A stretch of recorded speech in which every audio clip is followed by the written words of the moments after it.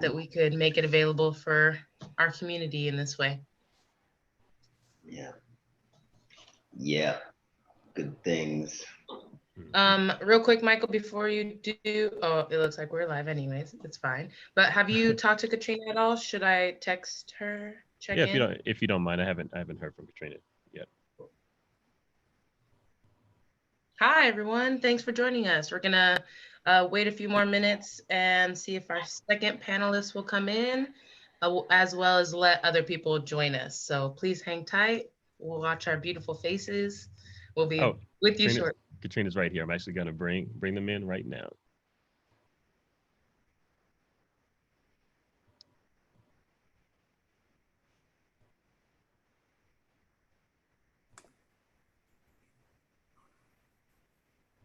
Oh, and also, Aviona, there's one question already in for you. I'll just let you know what it is so you can have time to think about it. What does healing look like for you? And it was in response to one of your brilliant answers yesterday. Just want to give you a heads up. Yeah. Hey, Doc. Hey, good morning. Sanford. Hey. What's up, beautiful people? Hi, Mom. Hey, okay, well, that's awesome.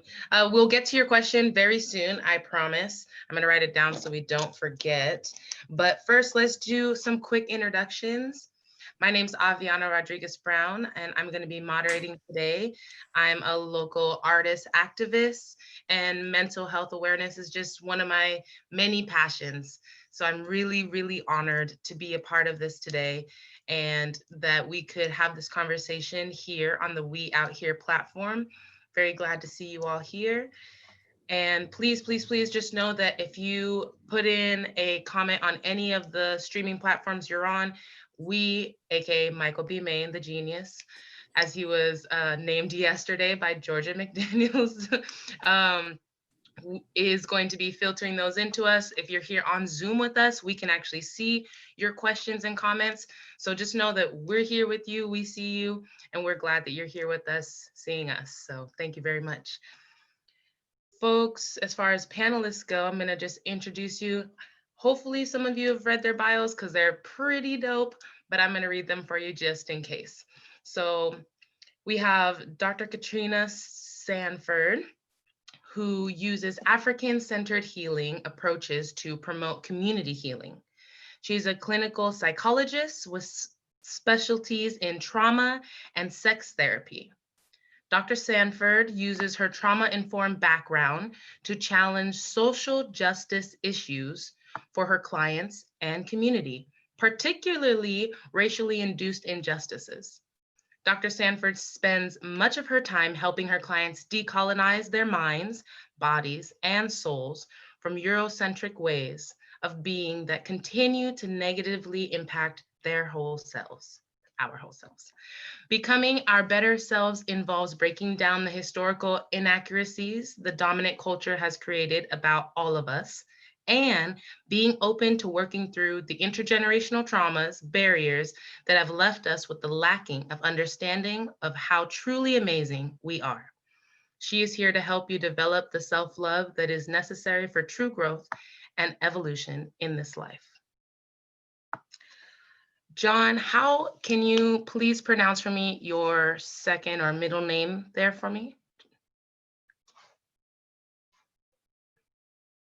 It's all good.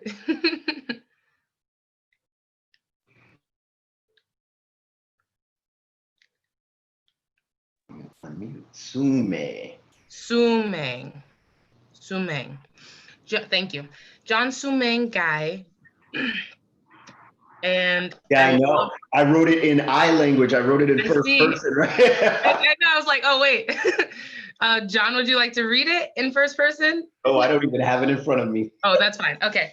Well, I will just read it and know that it comes from John. Because I believe in mutual recovery, the idea that practitioner and client are walking a path of uncovering brilliant sanity together, I want to share with you briefly what brought me into counseling and facilitation as a career. My journey began, as many do, with suffering. As a young adolescent male, I experienced the extreme pain of emotional isolation and deadening that he believed marked young men's passage into adulthood in their shared culture. This caused him to go numb inside, to project anger outward, and to descend into depression inwardly. It wasn't until he rediscovered the emotions in the body, learned rational skills to connect with others, spent time in the mothering embrace of nature, and time in the fatherly embrace of compilation and prayer that he found peace, happiness, and the ability to surf life's challenges with something resembling balance, acceptance, and even joy. He's still practicing. He's found that having allies in life who are committed to conscious relationships, valuing nature and some form of contemplative or spiritual practice is key, captivating, brilliant sanity, health, and happiness. And so he offers himself to you as an ally in your journey, whether as an individual, couple, or organization. And I already introduced myself, but again, my name is Aviona Rodriguez Brown. I'm an artist activist, and I truly believe mental health awareness is a passion of mine and something that we all need to talk about. So thank you, Michael B. Main, for having us and opening the doors for this conversation. And guys, we already have our first question. So I'm gonna pause on what we're gonna talk about and just, what does healing look like for you right now?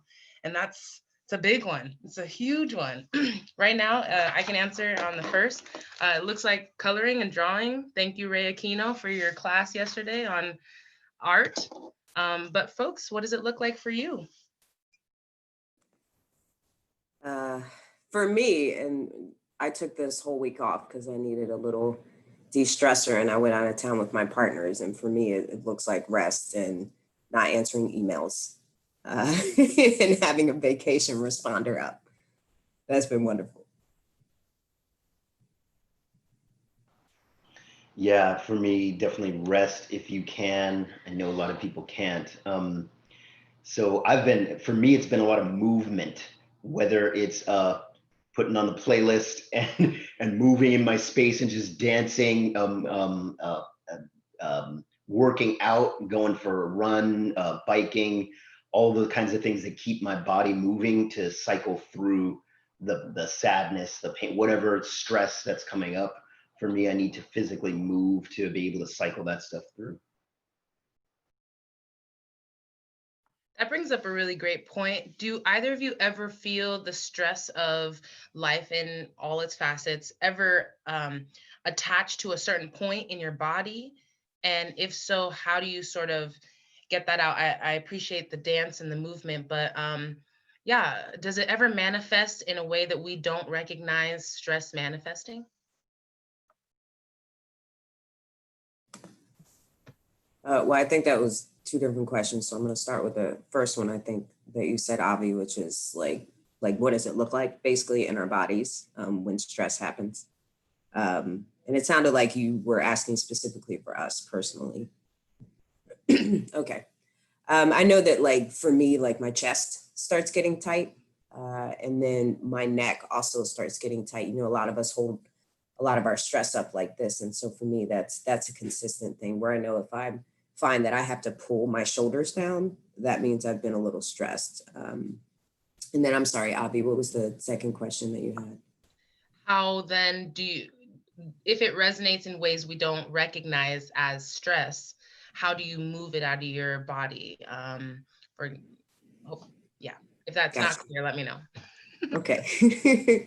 I mean, I think the one thing is, the most important thing is awareness, just like paying attention to your body. Like we all need to know what our body does when it's in fight, flight, or freeze, when it's stressed out or whatever. Like I said, I described what my body does. And then from there, when I recognize that I'm having something going on, that clearly my body is not in a state of balance, it's not, grounded, then I agree with John. I think exercise is also really good, but I've really over the last few years really gotten into meditation.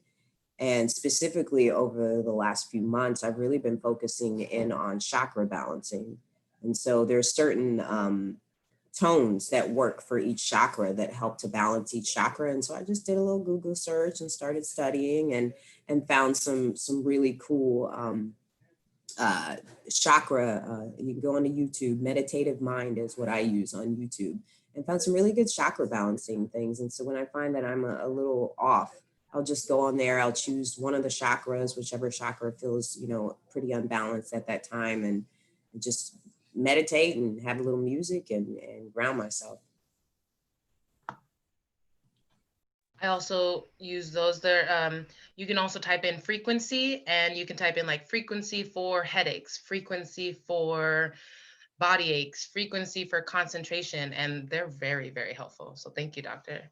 And John?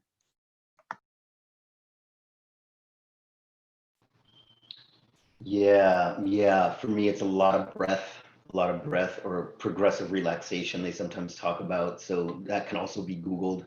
Just finding that spot. I agree. For me, it's a lot of stress, like it's tightened in my neck and in my jaw, shoulders. And so finding the location of that physically, and then breathing into it and relaxing on the out breath, and just continuing that cycle of intentional relaxation through breath. Yeah. Thank you both. So folks, just so you know, our panelists know, but I feel like there are two things that are happening in our world right now that we as people of color are definitely feeling attacked by. And so we might talk about those two things, but know that they constantly are intertwined. So no one thing that is mentioned in this topic, it's not like it doesn't resonate over here. So just take that, and I would say take some notes for yourself. If anything resonates, write it down, Google it later, message us, and reach out, definitely. So our first topic of the day is sort of the pandemic world that we're living in now. And really, some of us are feeling a lot of things going out into the world. And one of those is fear of interactions. How, folks, would you help us, or how are you? So you feel free to speak in the first person, but also know that we are all learning through what you say. How can we work through our fear of interactions with people unknown? So I know for me, it comes down to two real pieces for me. And what I work with my folks, my people that I work with on, is the combination of effective action and letting go. Because there's only so much control we have over the world and over others. We can control what we do. And so I work with folks to really practice looking at how much have I done every single thing, every precaution I can take for myself and for others and for my family. And then can I let go and accept the parts that I cannot control, right? Like that let go and let God part of things.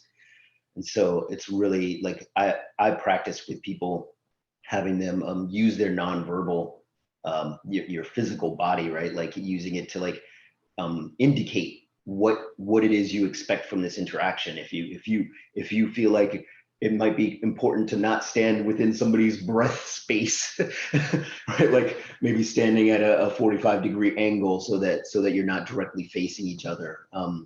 Taking all the precautions physically and doing the things physically that keep you safe. Like if you're not wearing the mask, like to take that mask out and everything.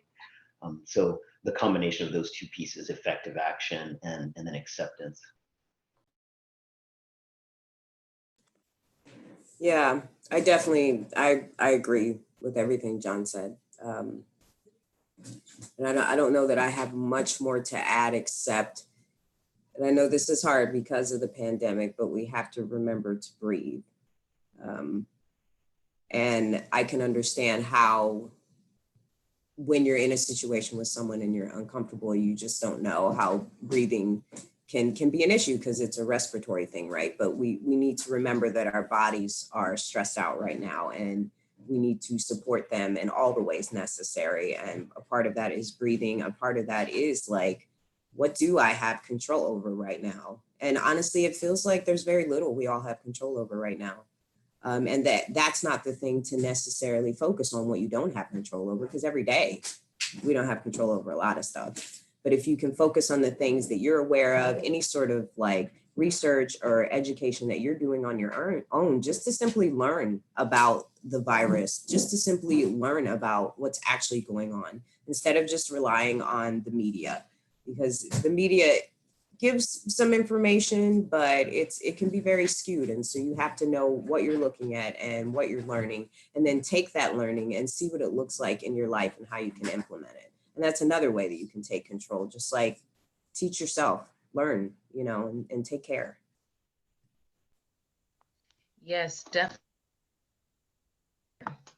I think right now we are entering into a reset of our comfort zone.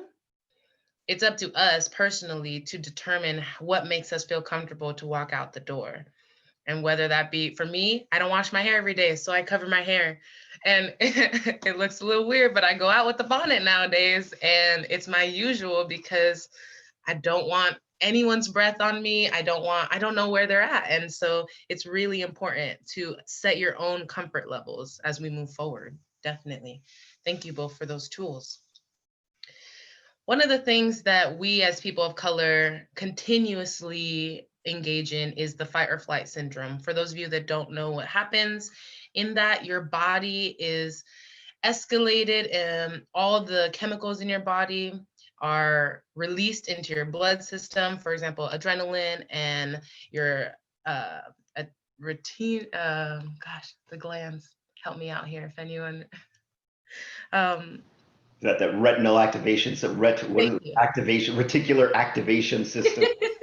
Thank you. Yes, and so adrenaline is let out into the system, and we enter into the fight or flight syndrome, where your body is getting ready to either fight off something or run away. And that is something that we as people of color, Black people specifically, are engaged in on a daily basis. And so, folks, how can we navigate when we are constantly feeling in this fight or flight mode, whether it be not knowing where our food sources are coming from? Some of us are still out of work. Some of us still haven't received unemployment. So we have zero source of income. So it's causing a lot of stress, which is putting our body into this fight or flight mode. So how do we navigate through that?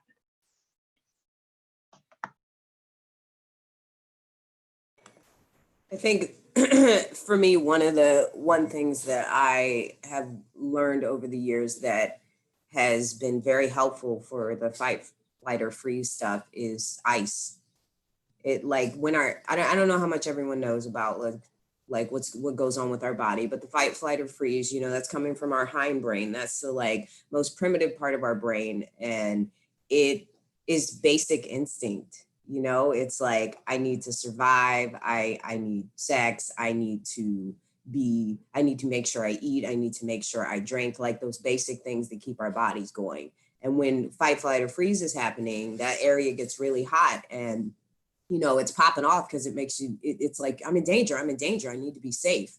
And it's letting you know that you're unsafe. So when your body starts doing all of this stuff and you're like, oh my goodness, what's happening? It's body saying, I don't feel safe. And so for many people, you know, we get upset with ourselves that our body is popping off the way it is. But in that moment, it's kind of like it's a 4-year-old that's having a tantrum, and it needs support and soothing and love. And ice is one of the things where it has a physiological reaction. So all the fight, flight, or freeze, put the ice on the back of your neck, take some deep breaths. It literally tells your body to chill out. You know, it's like, come on, man, it's cool. We're good here. Like ice is that best friend that's like, it's cool, dude, you know? And that's what I really love about it. And that also really works for anxiety attacks. If you find that you're having one and you have the awareness enough to get some ice, even carry ice packs with you. They have the portable ones, you know, if you know that it's an issue. And the more that you do the ice when your body is popping off like that, you're training your body that you don't want it to respond in that way in those moments. Because it notices things that are similar. Oh, I had a trauma in the past. It looks like this thing that's happening now. That's why it starts doing what it's doing. And so we're lucky enough that we can have ice as a tool to be able to teach our body that we want it to be calm, that we want it to be soothed, and that we love it.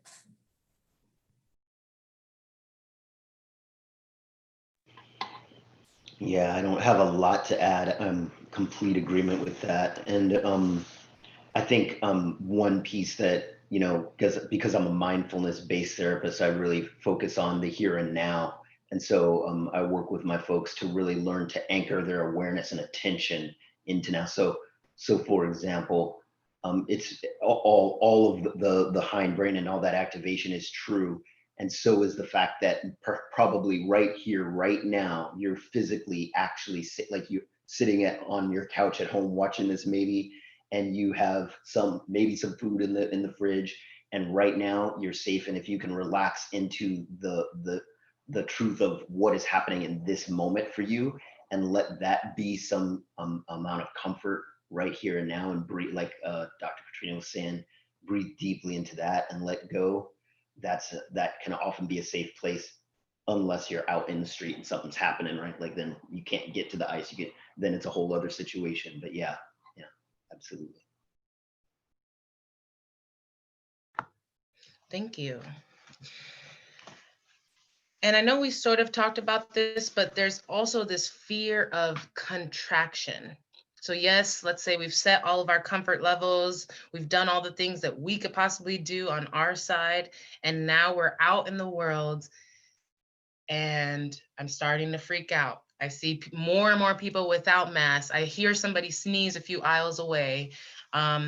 Yesterday, I had a freak out because I was in a Walmart, Wally's World, go. And I saw a woman and child exit the bathroom without washing their hands. And I stood back against the wall and I was like, oh gosh. So how do we navigate those things if we don't have ice, if you know, we're not necessarily in the right state of mind to be here now, I'm in control. Yeah, thank you.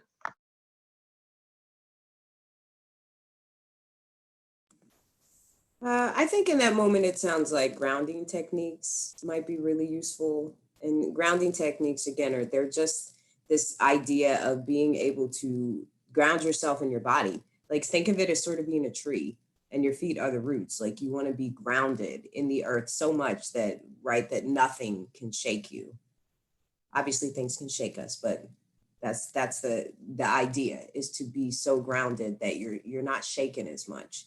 And you know, excuse me, certain exercises that might work in those moments when you're out and about is, you know, looking around. How many things do you see that are the color blue? How many things do you see that are red? How many things can you count? It's a way to get you back into your body, because again, all the fight, flight, or freeze, all the upset that you're feeling, you know, it's normal. And especially in this moment, it's extremely valid because we're going through some stuff right now. But you being in that space all the time isn't helpful. It doesn't help you move on. It doesn't help you get your groceries, you know. So being able to find ways to ground yourself. And there are techniques online, you know, if you just Google grounding exercises, make sure you look at good sources. Like I'd say, you know, naturopaths and even what we were talking about before, Chinese medicine, like less of the Western medicine, more of the like mindfulness, even like African centered stuff, if you're into that, which I definitely am, checking that kind of stuff for ways to get your body back with you instead of being in this state of constant upset and disease. Yeah, absolutely. Yeah, one of those grounding techniques that I often use with people is to just start with your head over the left shoulder or whatever, right shoulder, and then slowly keeping your gaze and your attention forward and continuing across to the right shoulder.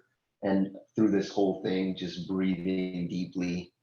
There's something apparently about activating both sides of the brain at the same time. You can continue to do that. That bilateral stimulation, they call it, that can help to ground a little bit. And sometimes, you know, if I'm on the bus or whatever, I'll do that when I'm freaking out because somebody sneezed down the way. I'm like trying to like, okay, just calm down here. Yeah, it's a balance. One thing I like to say to people is, right, like, you know, in one sense, like we've been saying here, it's natural to feel that stress, right, and activation, because there are real threats in the environment where we are animals on the earth and we respond naturally to that. So we have to be active. And so So it's really kind of a balancing act. It's a balancing act. When I feel myself moving towards this freak out, okay, can I apply these grounding techniques and kind of bring back? If I feel myself going down and going into like the defeated or sad or depressed place, how can I activate myself to get myself back over here? So we're always kind of walking this balance tightrope kind of thing of finding our window of tolerance, finding our, you know, comfort zone, maintaining our comfort zone. Thank you very much. We have some questions in from the audience. Who are your favorite BIPOC mindfulness practitioners? And you can't call yourself.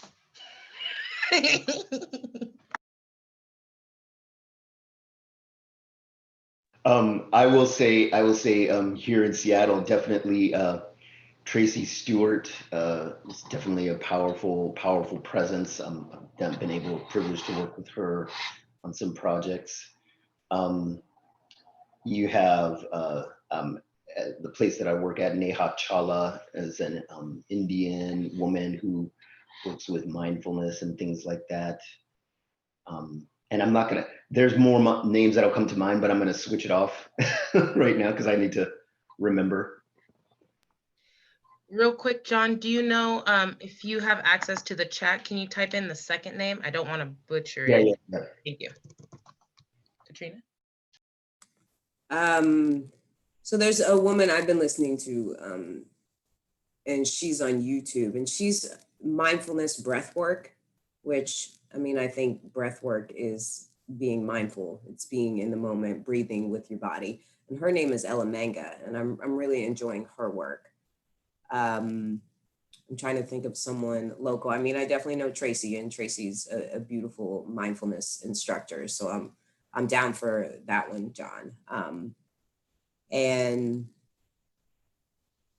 yeah, I'll have to think about it and put some names in the chat as well. I'm happy to do that. Thank you both. Another question from the audience. What are the biggest mistakes you see non-Black people making when they are trying to support their Black friends, families' mental health? And secondary, what are the best things that can be done? It looks like Katrina's typing, so John, do you have an answer for that?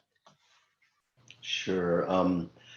You know, we all know the virtue signaling thing. I think somehow we have this innate sense, at least I feel like I do, when people are just mouthing off and that we know there's nothing behind it. I think, I don't know about you all, but I've definitely had that experience where people are trying to be supportive, saying, you know, I really see change happening now, and there's lots of encouraging movement happening now. But I think that we as a people have seen this several times before through the generations, and so I think people offering encouragement and happiness kind of prematurely seems to be the thing that non-Black folks do. I think it's important for us to all be responding in our relationships.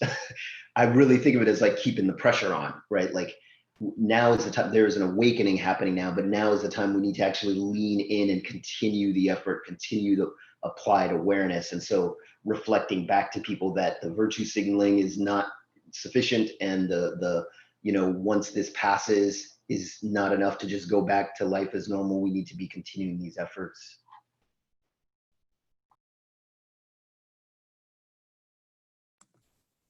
Yeah, I think one of the things that's been a bit overwhelming, but good, is that I have seen a lot of white people trying right now, like actually trying to understand and engage, which has been helpful. But with that, it becomes too much. It's like too many people asking too many Black people how they can help, what they can do, what they can support.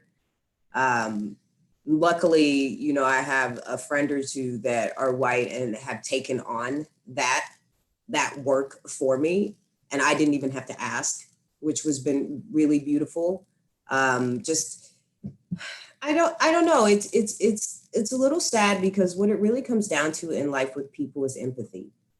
And if someone else is struggling with something or they're telling you that something is a problem, then whether you think it's a problem or not, it's a problem for them. And take a second, just take a step back and think about what it's like when you're going through something really difficult or a really challenging moment or a difficult emotion. How would you want people to respond to you?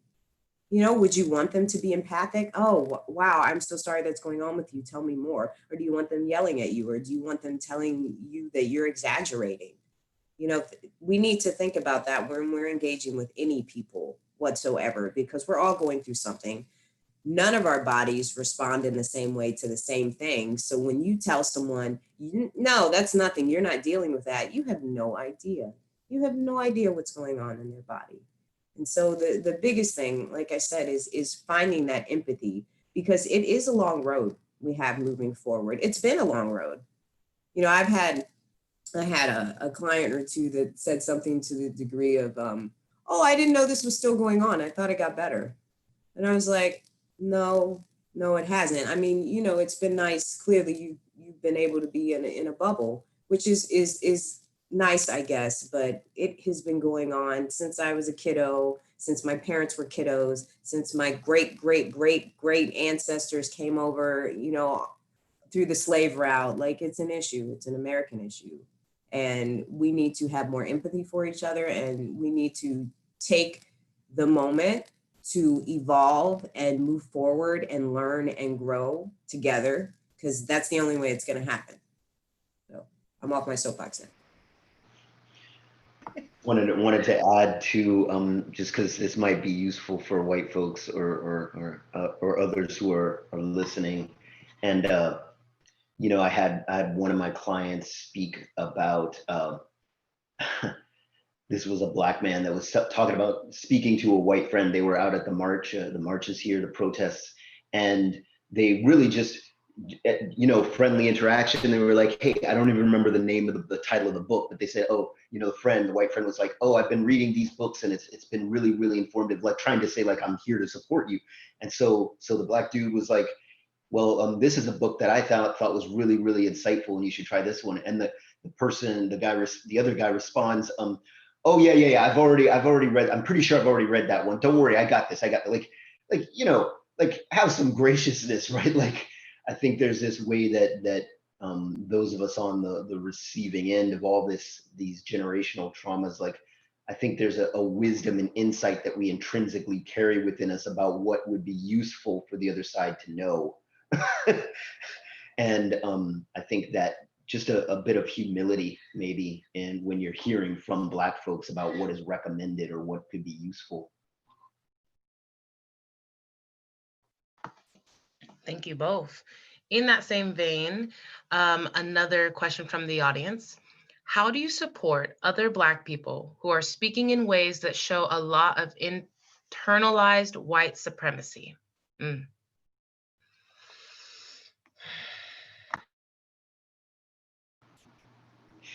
I have been encouraging those folks and myself, because there's always it's always degrees, right? It's a process of growth, learning. I believe hashtag Black truth is medicine.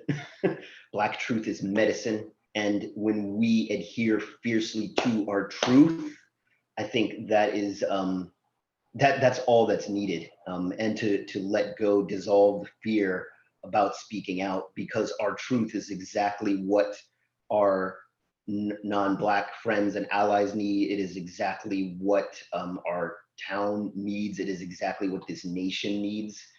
And so that's my single most focused, potent piece of advice. Black truth is medicine. Trust that deeply and speak it to the degree that you feel safe, because, you know, we've seen also what happens when we speak truth to power, and at the same time, it is necessary. It is always necessary.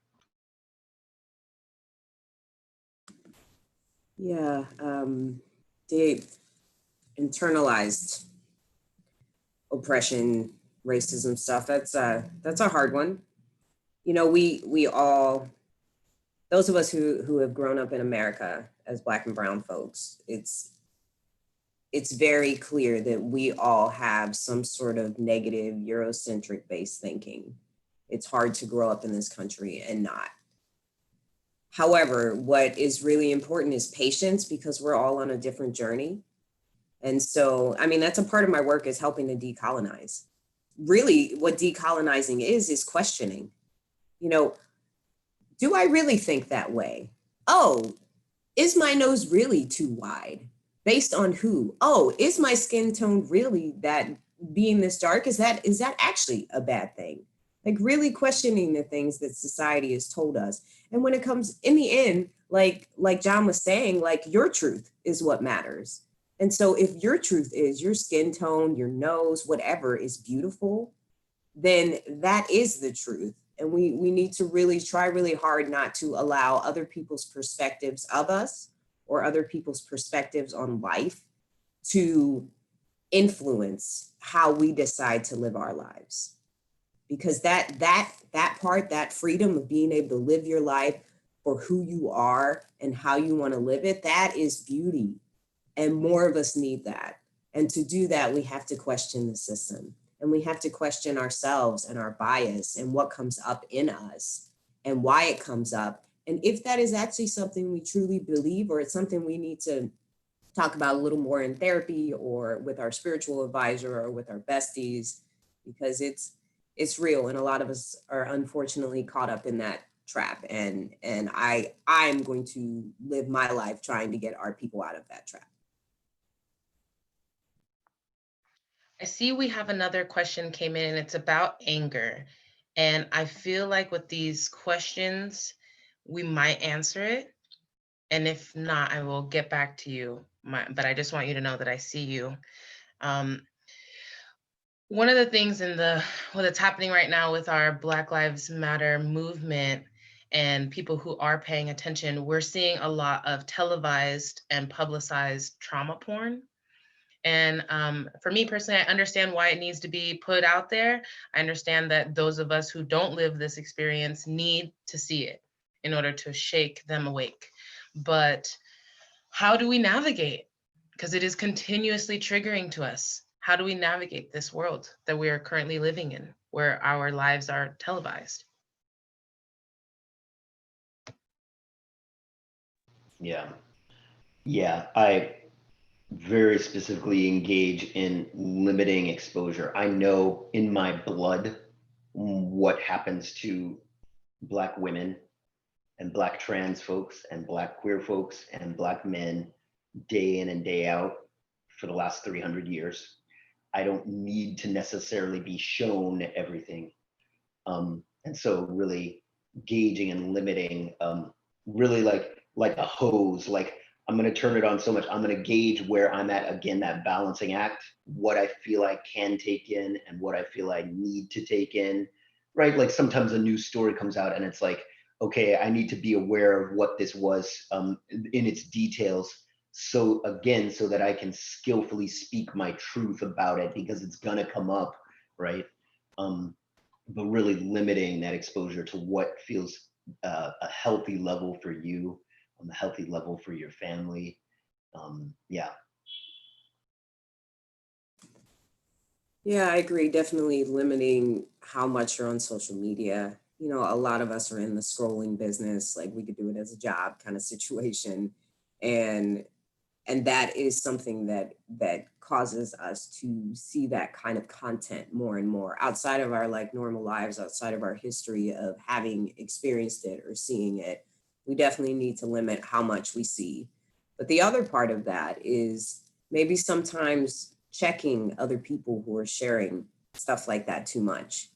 Like we don't need to see it. We didn't need to see George Floyd on the ground like that, you know, like we know it happens. And when I say we, I'm talking about Black and brown folks. And so a lot of those videos are so that the white people can see, yes, this is happening. Yes, it's unjust. And it's a shame that there has to be a video for people to understand that there's discrimination and significant oppression in our society. But, you know, like John was saying, limit what you watch, how often you watch it, And make sure you're going to sources that, you know, are pretty reputable. You know, there's just certain sources out there, you know, that aren't true. And check several sources. If you need to look at this information, if this is something that feels necessary for you, make sure that the information you're getting is correct. And also let's not forget that, like, our society's so used to watching trauma, you know, we watch it in movies, we watch it on TV. It just becomes a natural part of life. And I think what's really important is to check our trauma intake. Like, do we need to be watching all of these movies that are aggression and killing, you know, because this has been talked about, but there is a certain desensitization that happens when you see it all the time. And I'm not saying that's going to make people cold, but when you see it so much, it just becomes a part of life, and then you don't recognize how atrocious it is anymore. So that's another part of it. How do we protect ourselves, or how are you protecting yourself emotionally, spiritually, physically, during this time when there's so much happening in the world? When we're hearing these comments, both positive and negative, from our non-Black friends or colleagues, and how do we navigate?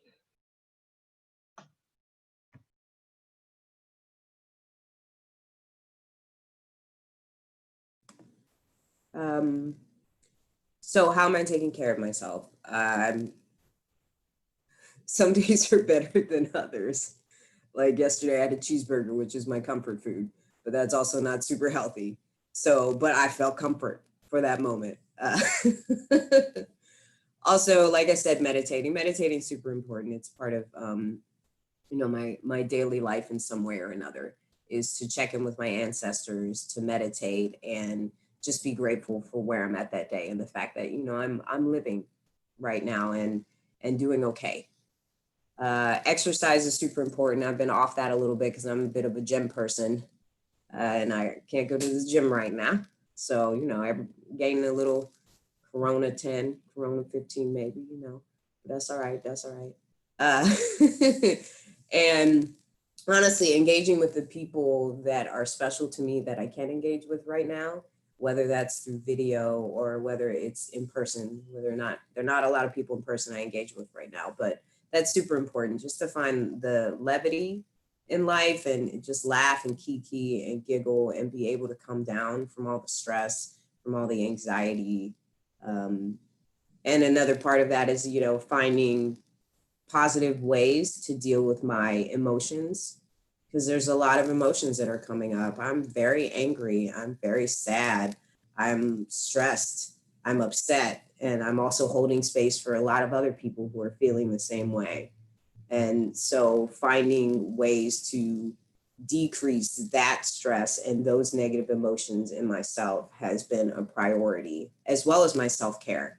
And I'm going to say this to everyone right now, that self-care is highly important. It, in my opinion, is the most important thing, because literally all the things that we do outside of our home and in our home, we couldn't do if we didn't have our bodies and minds like very together and grounded. And a lot of us aren't feeling grounded right now. So it's really important that we work at our self-care, that we make it a part of our daily life, that we don't allow our self-care to go on the back burner because we have to clean the house or we have to do this or that. No, your self-care is important. And it is selfish, and selfish in a positive way, because I know that has a negative connotation, but who else is going to take care of you like that? You need to take care of you. And it's really important. I'm going to say it again. It is really important that we learn how to take care of ourselves in the best ways possible. So make a self-care list, you know, pull out the things that you can do that day, whatever it is you need to do, but take care of you. We all need to take care of us.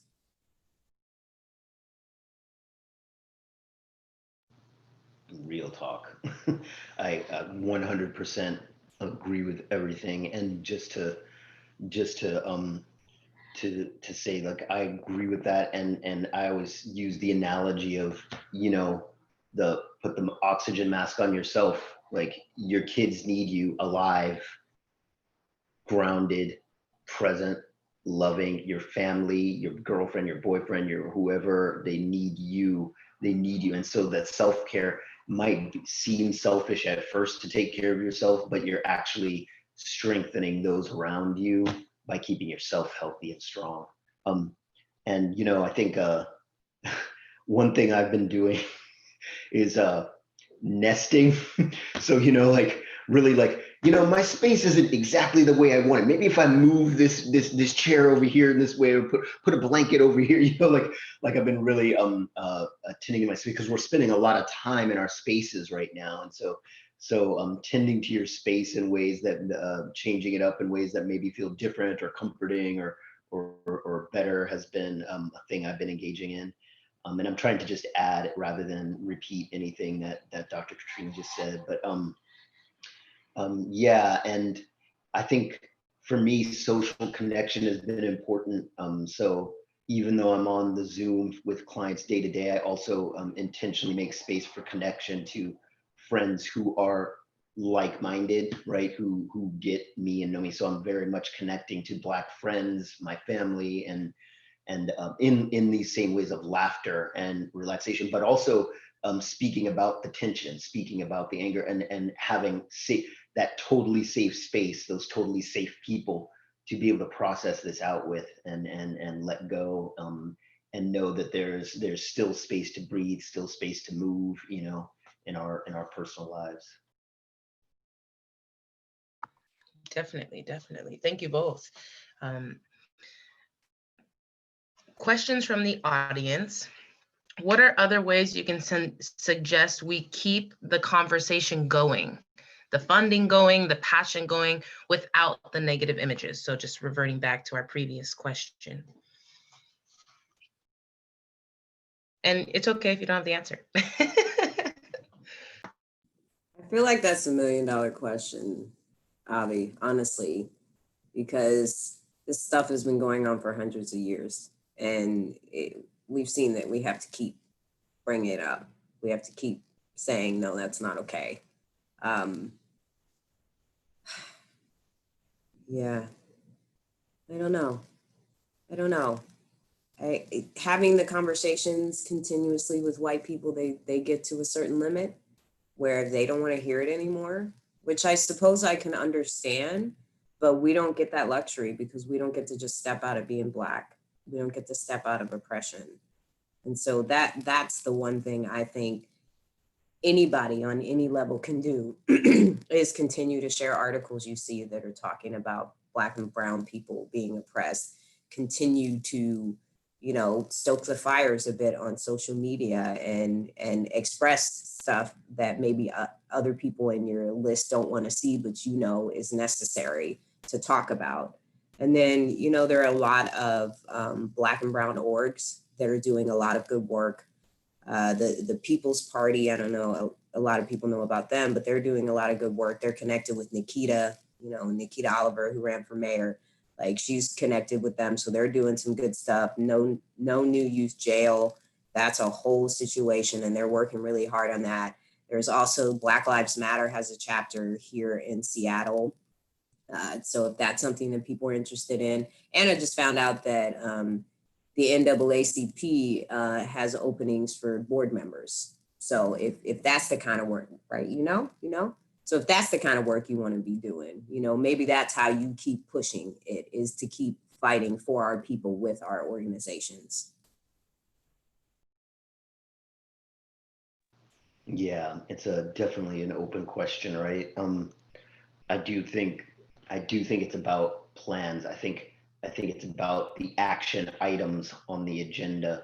And so, as a facilitator in my facilitation work, I try to focus on, processes and policies, because I think those are how systemic racism lives.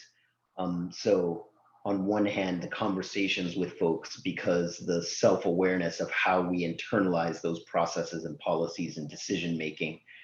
But then when you're at school, your children's school, or when you're at the, if you're at a meeting in your business, like calling out the processes and policies which actually keep the knee on our neck, right? And so So I think there's a way that we have to be, again, willing to speak truth to power. Black truth is medicine, and at the same time be pointing to the key points in the practices and policies and decision making that keep things dark in order to open up that light space. And to whatever degree we can, if you're involved in those efforts, Black Lives Matter, right? Like the defund the police is essentially a plan. It's like, we need to do this, this, and this. These are the action items, because I think the fire is here at this moment, and that fire needs to be applied to cook something good, like to cook up something delicious for us tomorrow. So, yeah. On that same vein, I know we're not necessarily here for our non-BIPOC members watching. We appreciate you being here though. But there's a lot of download that they are downloading right now. And like you said, some of them get to a point where they sort of just shut off. So how would you, if you have any suggestions on how to continue this reception of information without hitting burnout and then shutting down? Because like you said, we've been in it for a while. We are sort of accustomed to it. We've had our shields up for years and years and generations. So this is nothing new to us. I'm sorry, Aviona, could you maybe repeat the question once? I just, I need to hear it one more time. The question was, how do non-BIPOCs continue to receive this information without burnout and without shutting down? Because we've built up resistance for so long, we are accustomed to it. Some of us would even say that we are sort of glossed over in a way to it, because it's a part of us. It is ingrained in our DNA at this point as Americans, and so actually globally as Black people. So how do we help those who are trying to help us navigate so they don't burn out?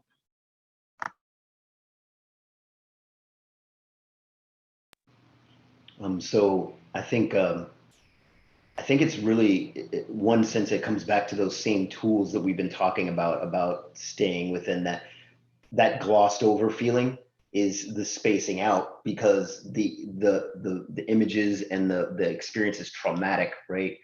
For Black folks, for Indigenous folks, for queer folks, for all of us who've been on the receiving end, it's trauma for us, but it's also trauma to take that information in. So you've got to be using these same skill sets of grounding and breathing and all of that, and finding your balance point to be able to continue taking it in.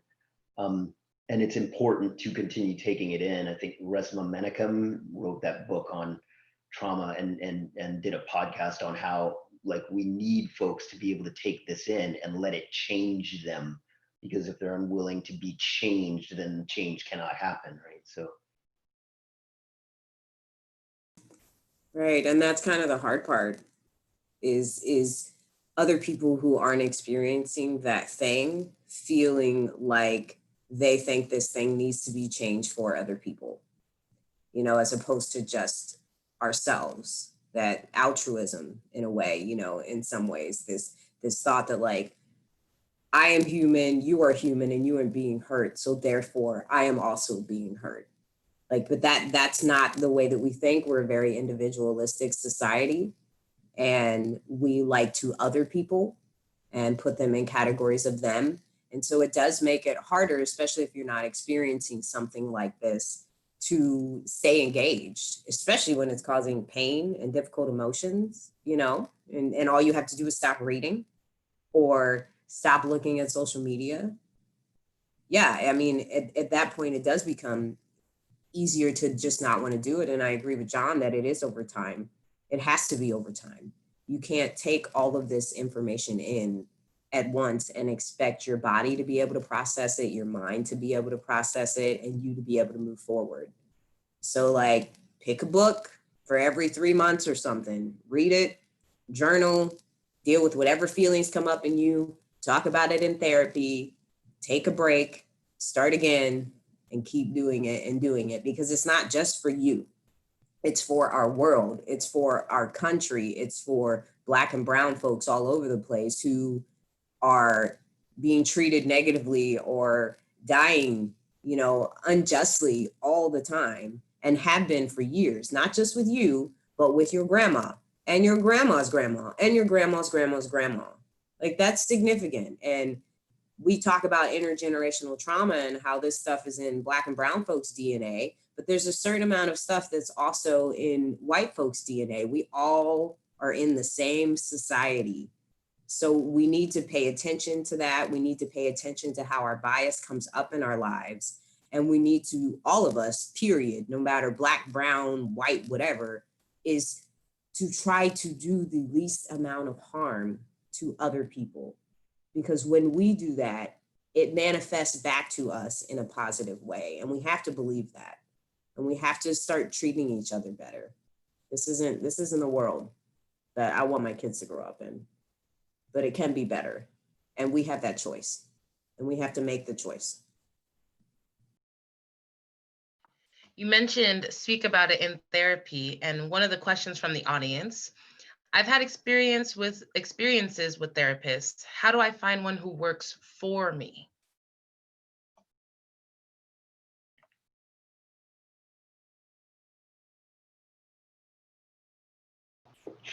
Just waiting to see if Dr. Katrina was gonna go first.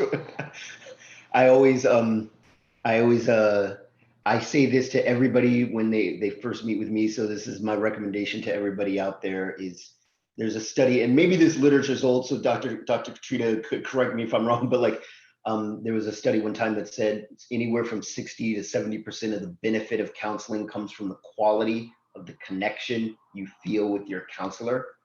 So have that first meeting, and if you come out of there feeling heard, seen, listened to, then it's probably one of the best signs that that might be a productive relationship. You want to ask them about their skills, what their techniques are, that type of stuff too. But yeah, that's my one piece.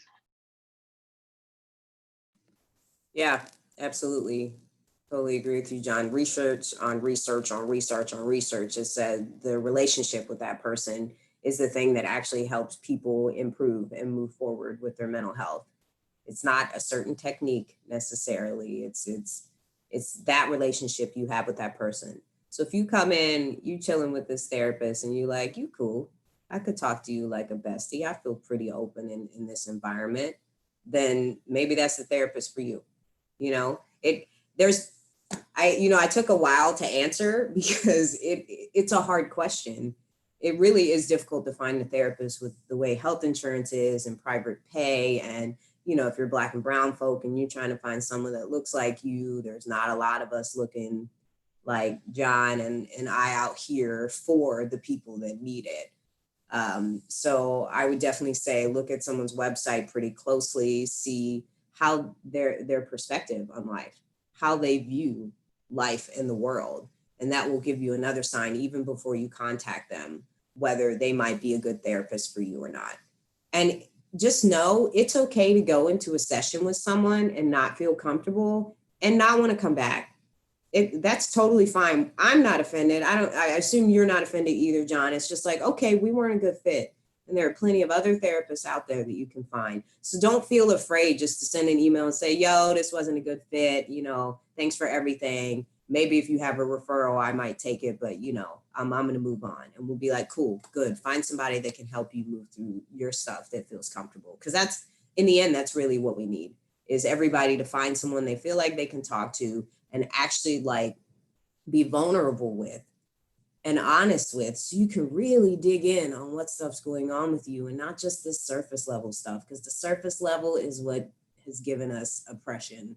It's what has given us racism. This surface level stuff is no good, and we all need to dig deeper. Yes, even myself, I agree with you, whoever you are, anonymous.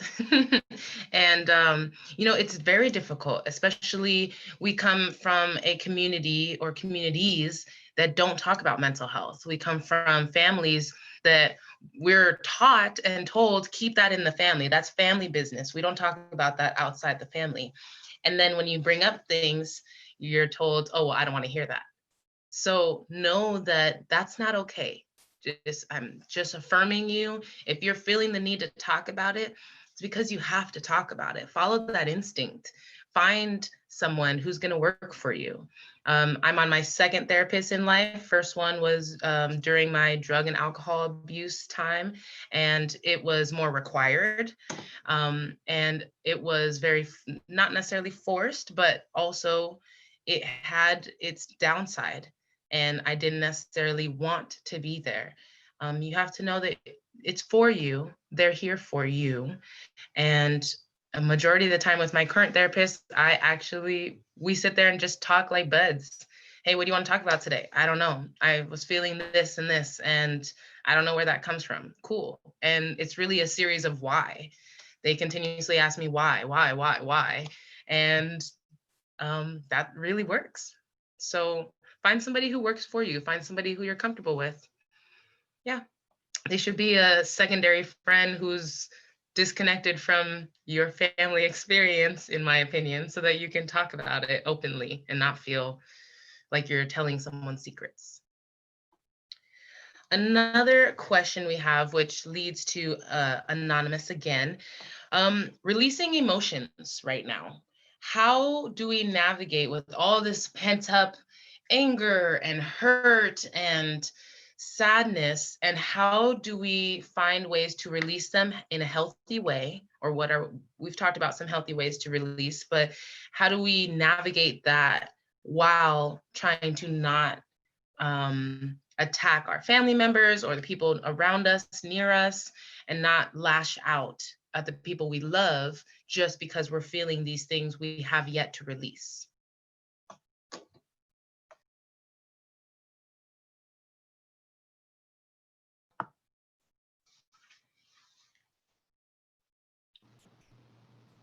So I always talk with people. This is definitely kind of a meditation view of anger, but anger, I consider anger to be it has its confused aspect and it has its wise aspect. And the wise aspect is it's clear seeing.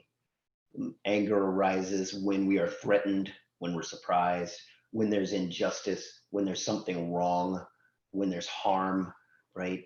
And so if you're feeling that trigger and activation of anger, try to take a moment, a mindful pause, right, and check in with what is the thing itself, and then practice with letting the anger itself go and speaking to that core truth, like, you hurt me, or this is wrong that this is happening, right? And to speak to the core truth, because the anger is the wisdom about what's going wrong, and the truth itself is what is needed, right?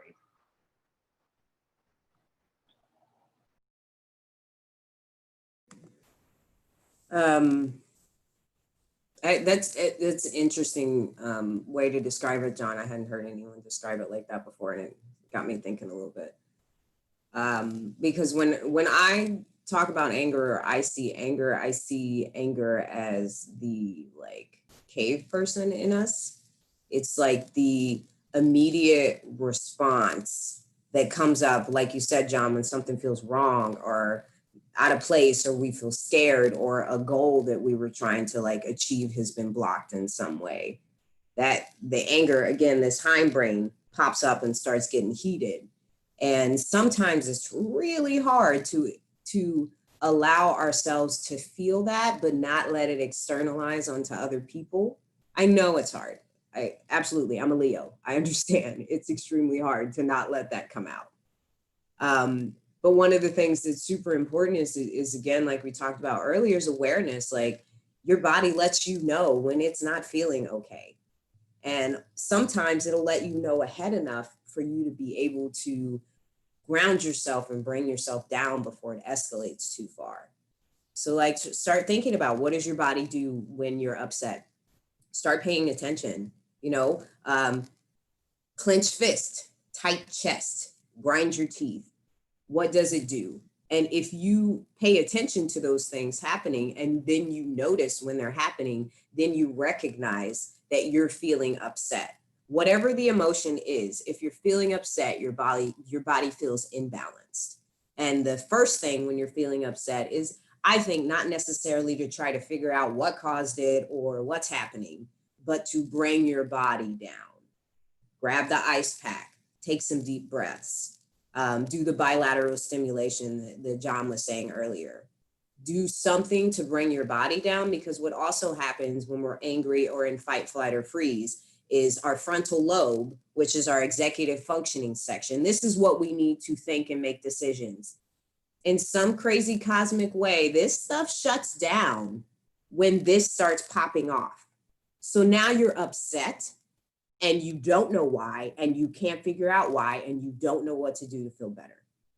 That's why the ice comes in handy, because it lifts that cloud that comes over your brain when this starts doing what it's doing. So to me, the primary thing is to figure out how to bring your body down, whatever that looks like, whatever skills you need to use.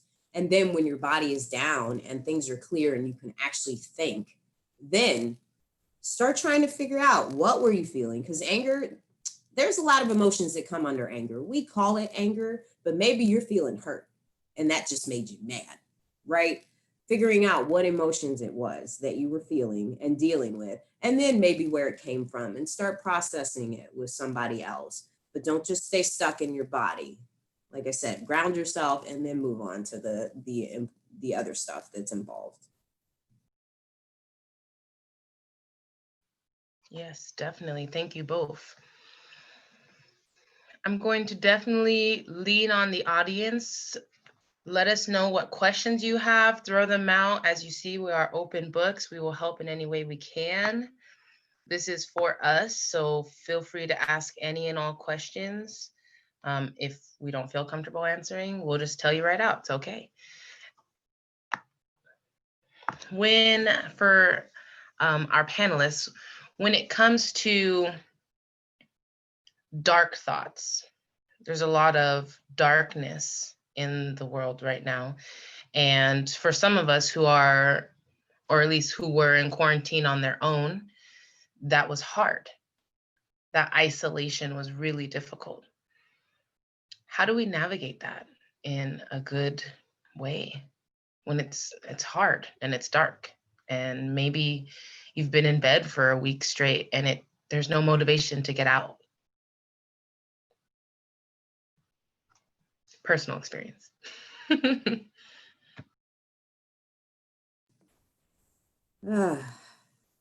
I mean, I think that is when the self-care comes into play. And I know sometimes you're tired, you're upset, and you just like don't want to get out of bed. And honestly, sometimes that's a part of your self-care some days. It's just letting your body be and being okay with the fact that it's just not okay for a second. Being alone during quarantine it's a conversation I've had with many people over the last few weeks. Even people who are living with other people, feeling alone. It's this quarantine is kind of blowing up some relationships right now. It's making people be really thoughtful about who they're with and what they actually want in their life and what feels good. So I've been having a lot of conversations like that. And one of the things that comes up all the time is, how are you taking care of yourself? Like, okay, you're upset with your partner. It's a small space and you can't get out, really. You can still go take a walk, put your mask on, go take a walk.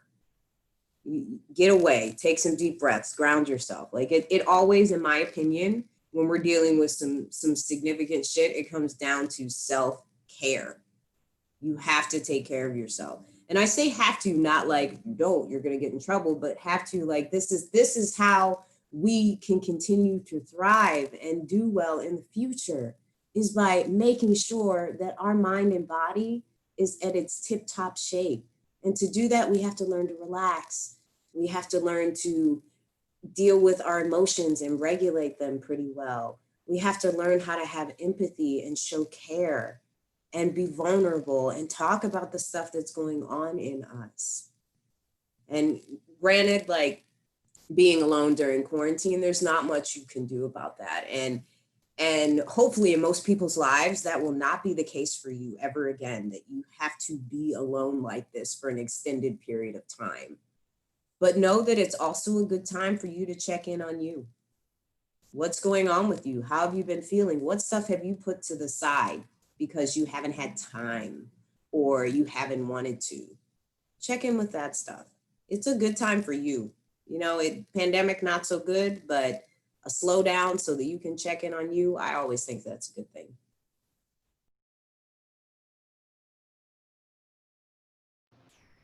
Yeah, 100, agree 100% with all that. You know, I gotta be me, and I bring the meditation view. And so one of the ways that I work with my clients is to kind of change that view a little bit of, you know, dark thoughts are thoughts. We've got our emotional experience and our thoughts, and they ride each other in our nervous systems. And the thought isn't the thing, you know. The thought can be, it can exist, good or bad. They're both, the good thoughts and the bad thoughts are both as illusory as a cloud in the sky, right? And so one of my mentors used to say that the emotions that we feel as a result of our thoughts are energy in the body plus the storyline in our head, the thought that goes along with it. And so all these techniques that we've been talking about, the grounding techniques that Dr. Sanford shared and all of that stuff, are the ways that we allow the energy in our bodies to move through. It's all a stream flowing through us. It will change. Today it feels this way, tomorrow it'll feel another way, or a week from now or whatever. So Question from our audience. In what ways can we bring up conversation around mental health in my family? It's not something that's not openly talked about or accepted. I see you, that resonates.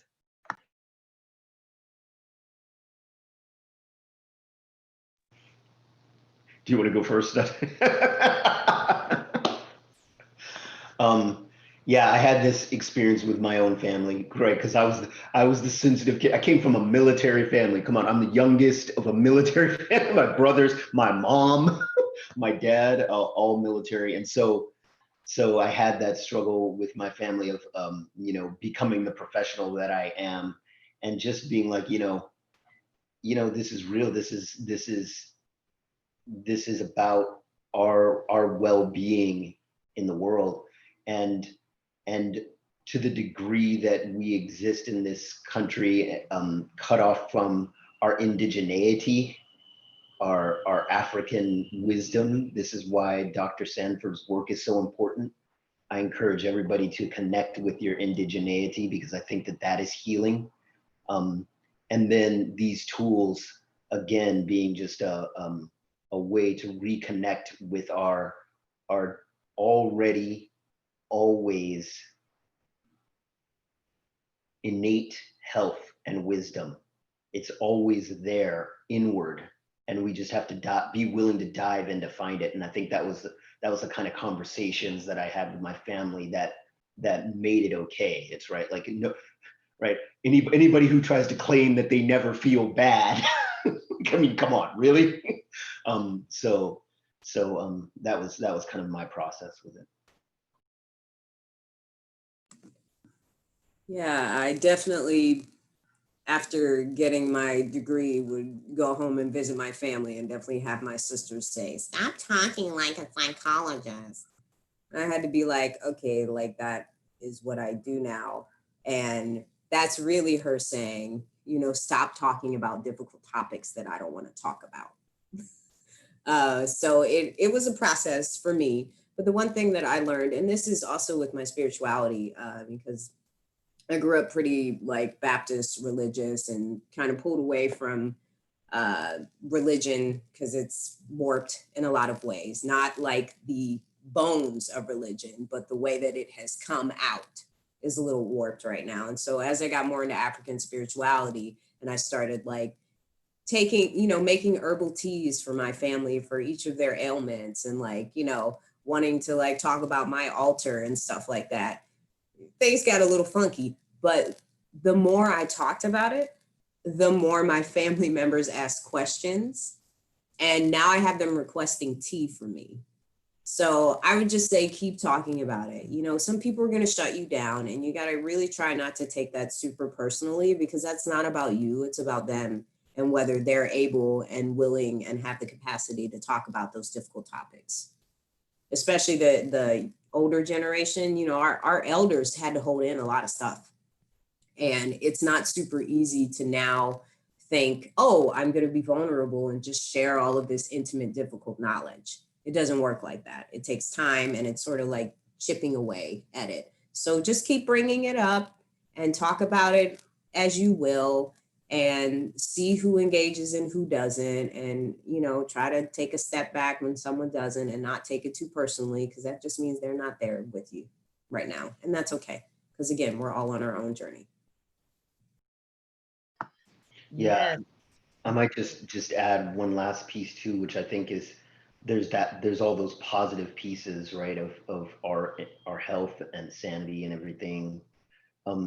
And then there's also the you know, talking with it with family, right? Like there's also like the obvious thing, like when we bottle things up, it just turns into poison, right? And it comes out in domestic violence and alcoholism and right, like all these things, these ways that we harm ourselves because we're not talking about it, you know. So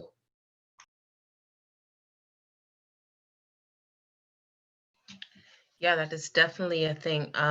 Especially, I come from the artist world, so a lot of my emotions and a lot of my feelings go directly into my art, however that comes out, whether it be poetry or dance or performance or drawing, whatever the case may be. So I would also encourage some art classes. There's tons of art classes out right now, especially since everyone's doing everything online. And if you're about that life, then find a Black artist who's teaching a class and see what you yourself can learn and what will come out of it for you, because there's a lot that we've been holding on to for years. And on the spiritual note, personally, I believe that, you know, whatever our ancestors did not deal with was packed into us. I've seen that manifest in my own family. And for example, my grandmother's a really great artist, but she stopped doing it. And now I can't do anything else. And that manifests in me, and I just have to let that go. Great question. Am I teaching a class? That's lovely. I do actually teach. Silver Kite LLC is a company that is intergenerational. I just taught a poetry writing class Thursday for 30 students ranging from 12 years old to 86 years old.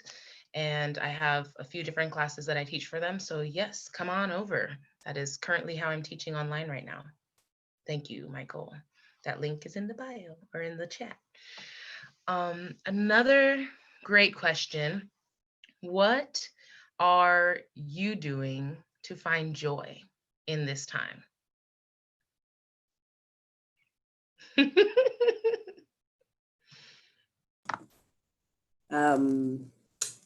Resting. I'm sleeping in often, and that is super nice because I don't sleep well, and when I don't sleep well, I can wake up grumpy and less grateful. So allowing myself to sleep a little bit more. Each day I get a cup of coffee, because coffee is just one of those things for me that just makes me feel good. I just like it. It tastes good and it's warm. Exactly. So it's comforting. And then the other thing that I've gotten into more lately is drumming. So I have a djembe, and I am really enjoying learning how to play it. There's also, because everything's online, if you're interested in African drumming, you don't necessarily have to have a drum. Like you can just beat something that you have, a chair or something like that, or or whatever, there are online classes all over the place. Like you can work with people who are not just here in Seattle. So I would say Google. African drumming is beautiful. Like we talked a little bit earlier about chakra balancing, which is vibrational healing. And that's exactly what the drum is about. It's this vibrational healing that you control, that you feel, that you can just be a part of. And, you know, our African ancestors are all on the drums. They, you know, they knew how to drum when they knew how to walk, like barely, right? So being 38 and just learning is kind of interesting, even though I've felt it all my life. But drumming, like finding those types of things. So maybe you don't want to go out and exercise, but you still want something that gets your body going, that gets your blood flowing, and try some drumming. That's what I say. That's what's keeping me sane, honestly. And my little kitty here, he's joining me, and he's been super sweet since I've been home a lot more lately. So petting him has been fun. Yeah. I just want to pick up right with Dr. Sanford, Dr. Katrina. You just said your child, right?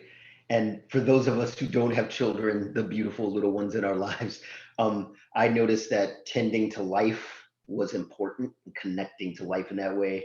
And so, right, I've been wanting to like grow plants and take care of plants for a long time, and I'm locked in my house most of the day. So I've taken this opportunity to kind of get more plants around me and begin the process of learning how to tend to them and care for them. Because I think new life is important. Actually, sorry, I'll be really brief about this, but like there was a statistic that the profession or the workers that have the least burnout rate are like pediatricians and people whose life work is bringing new life and babies into the world. Like you can imagine like how that's joy. So I figure any way that you can connect with life, if you don't have children in your life, to be able to connect to that in some way. Also, for those of us who are, I identify as an extrovert. I love people and I love talking to people. And so really, yeah, that social connection. So I'm on the phone with my brother or my dad or really key support friends. And just, because we talk about all the other stuff that is not this as well as this, so finding those ways to connect and laugh and play. Play is another piece for me. If you're not alone in the household, it's easy to be able to like find ways to play games together. And I said dancing earlier. I think dance as a form of play. So those are my suggestions. Fabulous. Thank you both. Another question. I'm seeking more ways to disconnect energetically after serving a client. Any suggestions?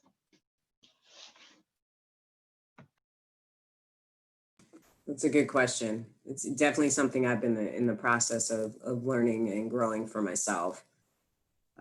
One of the things that helps me disconnect is, Mr. Rogers, he had his sweater that he would take off and his shoes and stuff when he came back into his home, right?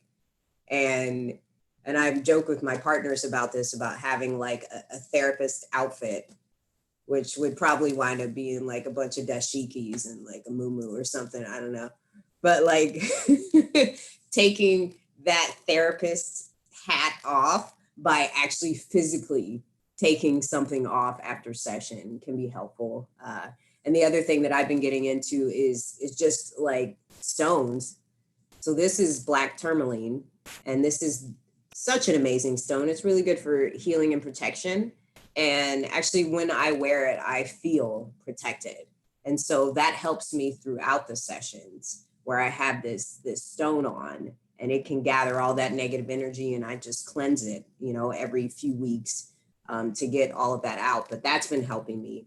And our bodies like structure and routine. So if after your clients, there's something that you do each time, whether that is stretching or whether you go and get some tea or whatever it is, doing that each time you end sessions, because it'll let your body know that you are now in a different mode. You're no longer in therapist mode. Now you're in Katrina mode. Now you're at home. Now you're good, even though a lot of us are working from home. So you don't get to like come home from work, but at least you can do some things like that that might be able to just help remind your body that you're not a therapist all day, just part of the day. Real quick, I'm going to jump in on other crystals that can help. I have some obsidian here. It's a black crystal, takes a lot of negative energy out. Also, that black tourmaline can look slightly different. I also have some hematite here for grounding. And tiger's eye. It's this like brown gold color. Yeah. All those are really good for grounding and can separate. And yes, I would also suggest some selenite to lay them all on top of afterwards so that they too can get some cleansing. John? Thank you. I love the stone wisdom.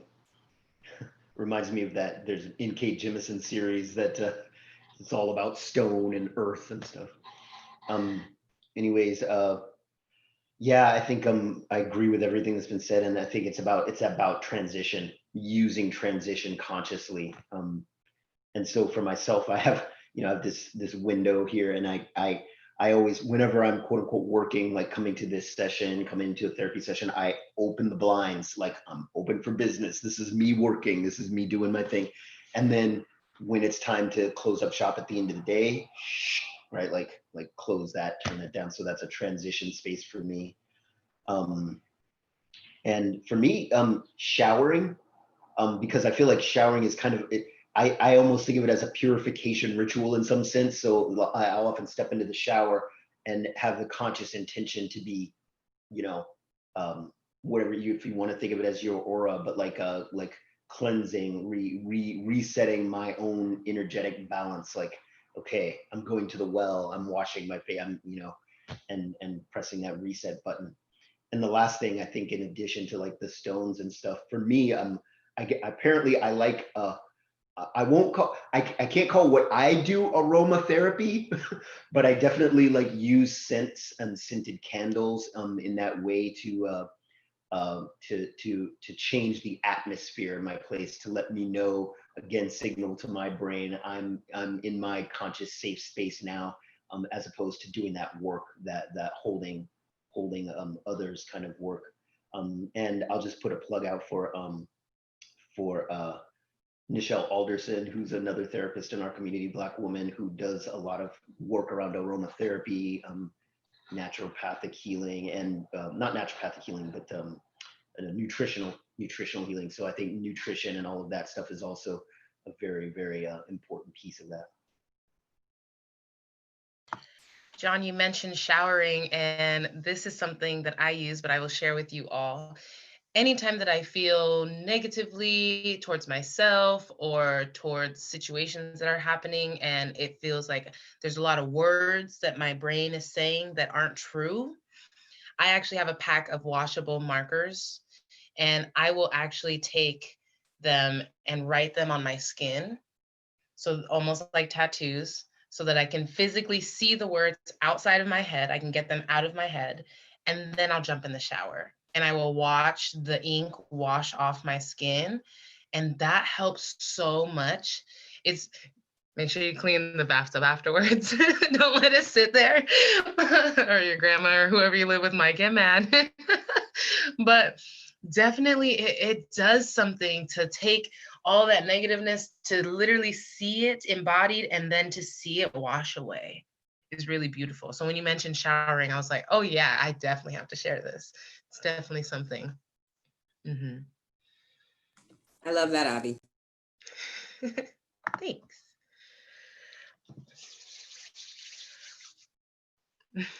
Sorry, I'm reading this comment that just popped in front of me. Thank you, Elizabeth. We're coming up to about half hour to the end, but I want to again encourage you guys, if you have any questions or any comments, to go ahead and throw those in the chat for us. Is there anything that either of you has on your heart or mind that we didn't necessarily talk about, but feel the need to say?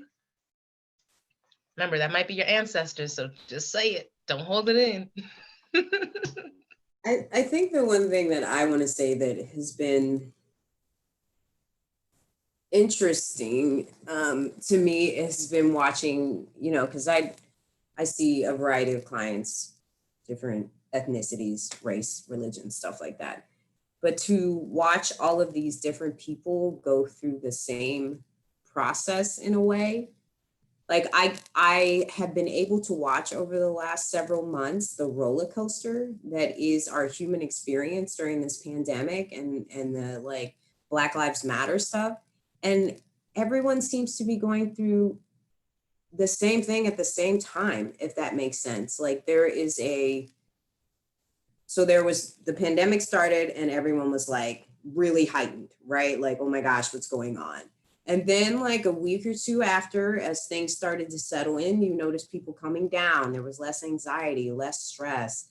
And then it went up again, you know, because stuff started happening on the federal level and people were just like feeling weird. So I guess I just say that because it's like our human experience is so similar. And yet we really other people, we put other people in the them category. Like less than 1% of our like DNA is the race stuff, but that's what we focus in on. Like we're literally mostly the same, white, black, brown, whatever. We're humans. And for some reason, it's been very easy for us to just push other people aside and to judge them. And I think the one thing that I'm seeing with, you know, my Black and brown folks is the negativity that sits in, especially about who we are as a people. And I just want to express that, like, all of this information that we've been force fed for many, many years is not true. And it's not true for all of us, especially. Like, yes, some of us like fried chicken. Okay, yep, totally love fried chicken. Had some a few days ago. Yeah, that's me as a Black person. But that may not be another Black person. And why is it so bad that we like fried chicken? I'm from the South. Come on. But just this idea of the negative thoughts and how they pop up and how these negative thoughts are not truth.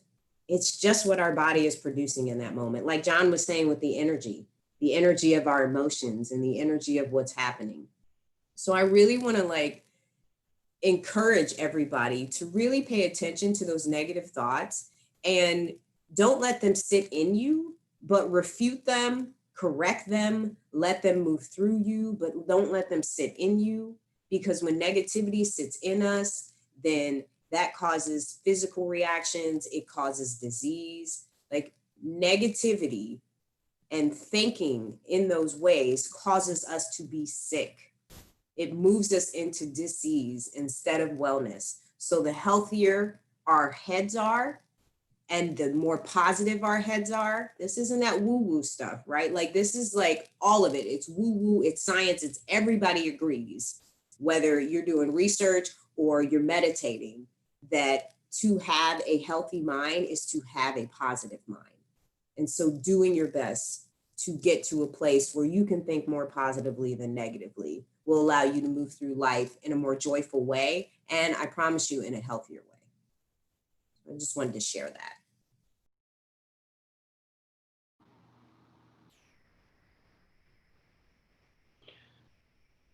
I've been trying to locate this sensation right here in the middle of my chest. And the one word that comes to mind is rebel.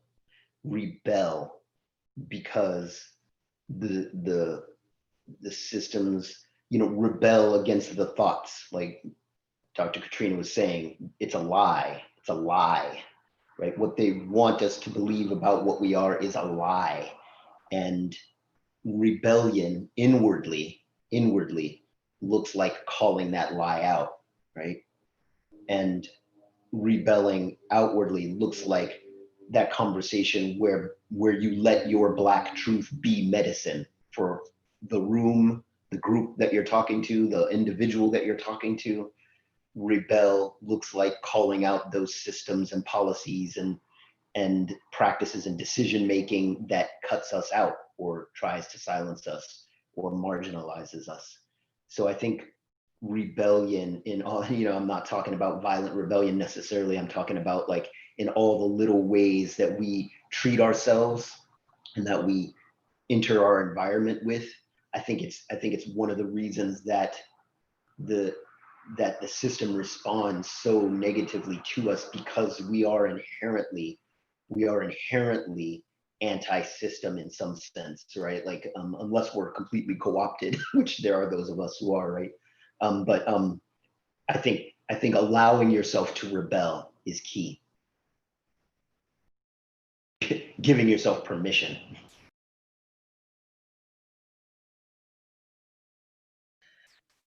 Yes, definitely. And I something that was said by Katrina, find it. It is this otherness. I'm for those of you that don't know me, I'm newly to being queer. I'm about 2 years in to understanding myself as queer, and what that means for me. So I didn't know that there was such a disconnect in the Black community between cis and queer folks. And that divide is so, it still surprises me, and I excuse my ignorance, but I don't understand it. And I know that there's a lot of healing that needs to happen there and a lot of fear of the unknown. But what you were saying really resonated with me in that subject matter. So I'm learning. But if there's anything, I know that a lot of us have been hurt by our own family members, and that's in the queer community in general, but specifically in the Black queer community, we have been hurt by our institutions, by our churches, by the people that said they were going to stand by us and love us, and it hurts. I feel your hurt. I haven't experienced it myself, but I feel it, and yeah, just if you have any words for those people who are hurting right now, who are also experiencing injustice, who are also being discriminated against, who are also feeling white supremacy on a daily basis, and who are not being acknowledged by their community. Yeah, I mean, we're social beings. We want to belong. We want to be a part of something. We work best in community. And it's not helpful when communities are divided like that. And, I can also, speak to the queer/Black stuff that comes up. But it's, honestly, the more I've studied like African-centered thought, the more that I'm aware that that is an American thing / a European thing, and not so much an African like Black thing. People who showed characteristics that were masculine and feminine were revered as being amazing and having the full picture, right? Masculine and feminine, those come together, and there you have a person, there you have this groundedness. And even with queer people, and this isn't, I'm not going to say this is Africa now, because there's a lot of countries in Africa that have been colonized by Europeans. And so those ideas are there too. But at some point, like, we respected people who had masculine and feminine. We respected people who were queer. And it wasn't even like, we didn't even have to have the label gay, lesbian, whatever. It was just like, you, and we respect you, and we know your shit, right? That's how it was. And so moving into this culture where that stuff is not respected, where if you are different in any identity, you are now marginalized, is extremely difficult. And it is troubling. And especially when it comes to race. It's not safe for us to be Black and brown folk living in America. And I know for some people that might seem exaggerated, but literally our people are being mowed down every day. And it could be us every day. Yeah. Yesterday I was driving with two of my partners. I only have two, with my partners. And we were coming down the highway. I'm very lucky though. We were coming down the highway. All of us are Black. And we see a police officer. And immediately, we were having a conversation before then. Literally, the conversation stopped until after we passed the police. And then you heard a collective deep breath. And it wasn't something we did on purpose. It just has been a part of our lives for so long to hold our breath at the police because we know our lives are in danger. That has kept us stuck. That has kept us in chains. I'm not saying don't be fearful. Yes, I mean, there's stuff to fear, but when we allow that to take over our lives and take over our joy, then we wind up just being in this like stuck place of being Black, but in America, being queer, but not respected. And what it really comes down to is grounding yourself in your identity as best as you can. You know, our identity changes over time, that's okay. But like figuring out who you are and what it is you actually want and what you actually believe so that that other stuff doesn't sway you in the same way. Because we're truly amazing beings. And I think that's another reason why we're held down in that way, because there is fear about how much potential and beauty and creativity and intelligence and athletic ability and all of the things that we have. That's out of fear.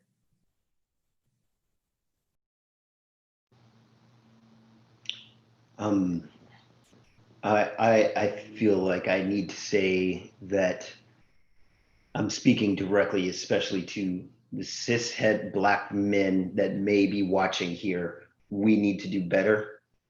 We need to recognize that the models of masculinity, if we're male identified, that we've ingested are, you know, when we say patriarchy in this country, it's essentially white male patriarchy. And do we want to be ingesting and agreeing with this white male patriarchal version of manhood?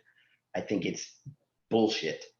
And as these folks have just been saying, this model has failed in its support of queer and trans folk in our community, and it has failed in protecting our sisters and mothers, and we need to do better as men to bring that balance that I believe was truly a part of our indigeneity, our as Dr. Sanford was saying and Aviona was saying, who we were was not this version of masculinity. And question that, interrogate it, rebel against it. I'm thankful for Michael for putting on this this forum so that we have a chance to bring that to light. Definitely. And there's a comment. Oh, go ahead, Katrina. I just want to thank John for saying that, because that is a big part of this, is the divide that we have between Black women and Black men is so significant, even though we literally grew up in families together. And you're right, it's that white patriarchy that has led our Black men, who we know are strong and are here to support and protect in the way that they know how and that they can. It's that warped idea of what a man is that is causing a part of the divide that's happening between our people. And so I just appreciate you saying that, because I think there aren't enough cis het men who say, hey, you know, we do need to do better. We aren't treating our women the best that we could. We're not treating our families the best that we could. And that's something we have control over and that we can adjust. So just thank you for that, man. Appreciate it. Thank you. Yes. Elizabeth said something that helps them through their healing is let our Blackness be our medicine to heal internally and externally. We are gods. We are kings and queens. We are here and we have been here. Also, a definition of cis, and it's CIS, cis, usually heteronormative, so straight people, basically is the answer to your question. Thank you for asking. Another question that came in, what are you reading? If anything, what are you reading and or studying right now?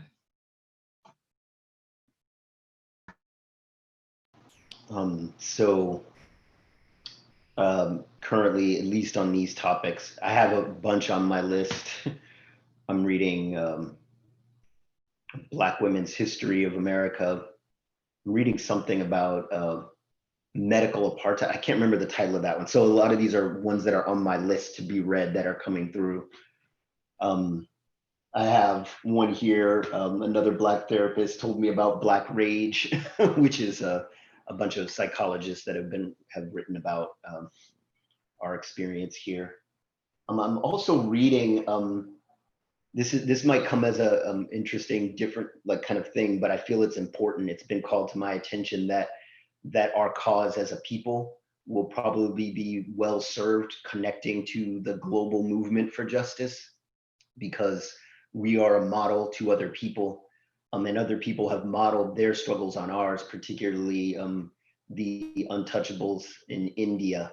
And so there's a writer, a thinker from back in the day named Ambedkar, who has written a lot about what the struggle for freedom from caste in that sense, but racism in our sense, what it means to engage that struggle and move forward. And so I'm reading a lot about that too.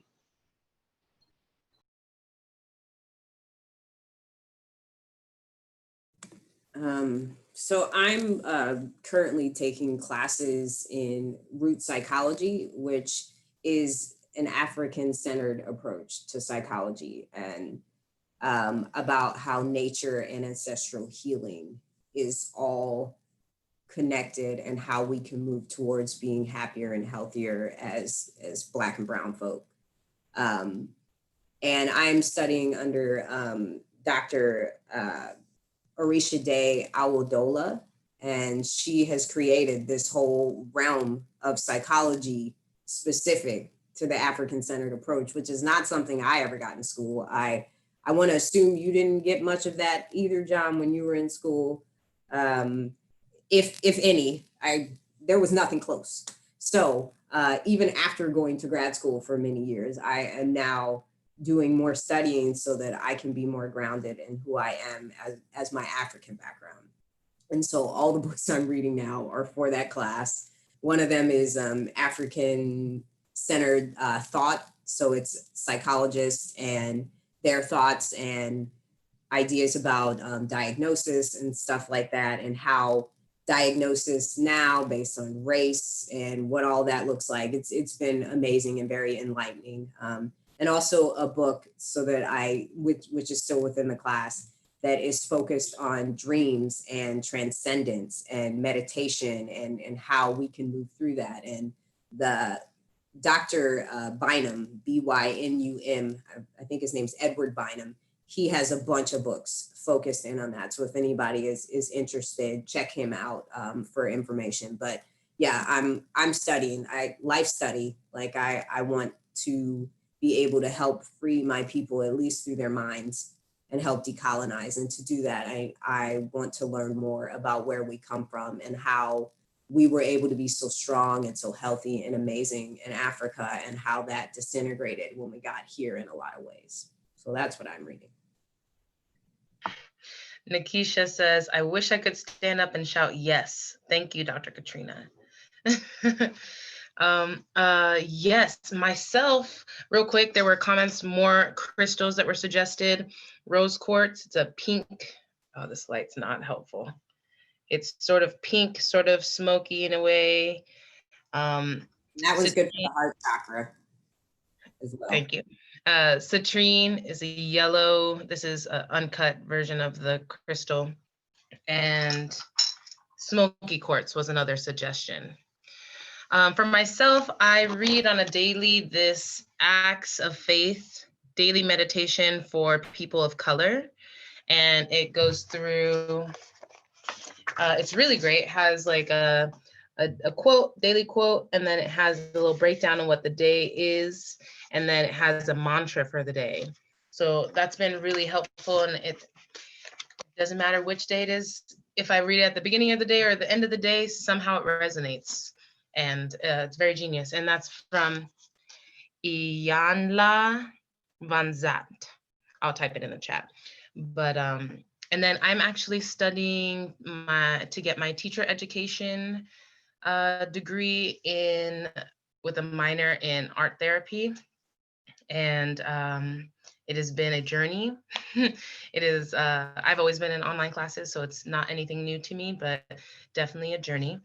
And I actually received a grant this year, as well as a mentorship and a residency to write a book on uh, on addiction and art therapy, basically using art to relieve the stress that comes with being an addict.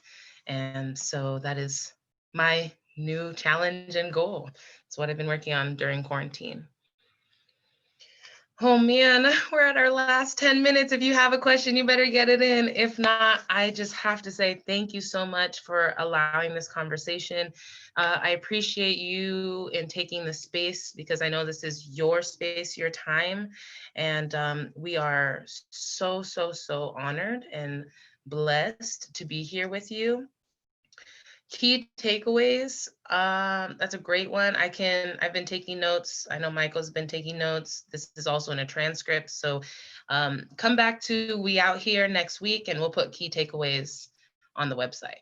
But if anyone has any key takeaways, it seems like, if I could sum it up, breathe, continue to breathe, focus self-awareness and be aware of what your body is doing and how your body's reacting. Also ask yourself why. Why am I angry? Why am I hurt? Why am I sad? Why are these things happening in life? Ask why. Call it out in your institutions, in your conversations, in your communities, in your families. Call it out, call it out, call it out, call it out, because until you do, it won't change. It will not ever change if you don't call it out. And find a therapist. If you don't already have one, find a therapist, talk to them, make them your friend, let them in, let someone in, because we're not meant to handle it all by ourselves. Have you guys ever heard it takes a village? That's true. That is 100% true. I grew up here on the Yakima Nation reservation, and I witnessed families continuously, and it had nothing to do with status or money or anything like that, but grandmothers and mothers taking on the young, because that's what you do. And they didn't have to be your young. They didn't even have to be related to you, but the young, and teaching and sharing wisdom and guidance, and the men or the male-bodied folks teaching everyone how to fish, how to hunt, how to forage. So it's not necessarily, this is my knowledge, this is what I do, this is how I navigate. Share that with the people in your community, because we're not meant to hold on to it. Any other takeaways? I think that was good coverage of it. Self-care. Self-care. Always. I like what you said, make a list of self-care, because self-care looks different for everyone. Maybe for me, I like to swim. A lot of people with my hair type do not swim. Totally fine. That's your preference. Me, I like to feel the water moving around me. I like to feel zero gravity. So I like to swim. That's my self-care. Doesn't have to be your self-care. Someone just asked, how do y'all use water? I drink it and I swim in it. Anyone else? Use it on my altar. Water it's really good for cleansing, as we well know. And I also go to the water because there is something about the movement and about the cleansing that happens with it, and the sound that allows me to reset myself.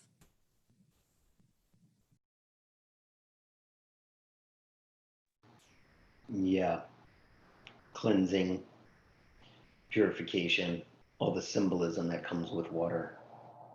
It's on my altar too, which is right behind me up here. And it's for me, represents kind of the union within us all of the inseparable union of masculine, feminine, and wholeness. So.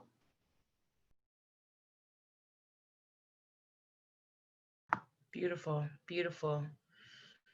Thank you all so, so, so very much I hope this has been healing for you, eye-opening for you, encouraging for you. Keep asking the questions, keep trying to instill why in people. That's what I use my art for. And definitely find some healing for yourself. Find some time for yourself. Thank you. Thank you for being here. Without you, what would we would just be talking. So thank you. Avi, could I do a plug if we're ending? Yes. Okay. I just want to share with everyone that I have an African-centered healing arts space called Nile's Edge. Hopefully you've heard of it. If you haven't, we're on Facebook and Instagram, and we have a website, nilesedge.com. We are a holistic health center for Black and brown folks. We have white people who come in too. There's no discrimination there in that front, but it is made for us, by us. It's with you in mind and the holistic health needs that we all need as Black and brown folks. So we have spiritual advisors, we have therapists, we have massage therapists. We're working on getting a few other people, but you know, the pandemic makes it hard because we can't really meet in person. But know that we're a resource out there for you. And please come to us if you need anything, any referrals, any resources, whatever. Nile's Edge Healing Arts Center, we got you. Yeah, and if I may, plug, I'm gonna plug just because this is We Out Here, and I just want to say, in terms of at least psychotherapy and that kind of healing, we've got more Black therapists out here than you may know. There are those of us on this call. There's Brandon Tripp, there's Kelvin Pepra, there's Nisha Alave, there's Lauren Taylor, there's Nichelle Alderson, there's we're out here. Like if you need us, search Black therapists or go to Laura Ann. This woman has created what's it called? It's a therapist of color. There's I feel bad because I should remember in this exact moment, but there's a therapist of color network with a website that I'm on, as well as all the other therapists of color, all colors, on that website, and I will put it in the notes. I will look for it right now and put it in the notes. But we out here. Also on the art side, Katrina and the Triad also have a production company which produces, gives space to Black voices, and centers queer stories. So if you are looking to donate, you can also donate to Nile's Edge on their website. Thank you, Michael, for that. A lot of these websites are in the chat at the moment, but it's called Earth Pearl Productions. And they're also, oh, thank you, Earth Pearl Collective. No, please, it's gotta be right or else they won't find it. So definitely multiple ways to support artists, multiple ways to support therapists. How can we support you at this very moment if we had some coins to throw in a bucket?